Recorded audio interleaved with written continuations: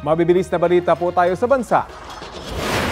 Patay ang isang rider matapos bumangga ang kanyang motorsiklo sa isang puno sa Barangay Santiago sa Solsona, Ilocos Norte.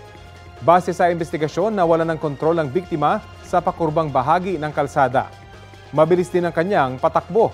Nagtamo siya ng sugat sa ulo. Ayon sa pulisya, may suot namang helmet ang biktima. Arestado sa entrapment operation sa Cebu City ang dalawang suspect na umano'y nangingikil sa isang babae kapalit ng pagbura ng explicit video nito. Ang mga suspect humihingi ng 1 million pesos sa biktima. Ayon sa NBI, hindi ito ang unang beses na nanghingi ng pera ang dalawang suspect. Napagalaman ding nagkakilala ang biktima at mga suspect. Itinanggi naman ng mga suspect ang paratang sa kanila. Maaharap sa kasong anti-photo and video voyeurism at robbery extortion under revised penal code ang mga suspect. Kapuso, alamin ang maiinit na balita. Bisitahin at mag-subscribe sa GMA Integrated News sa YouTube.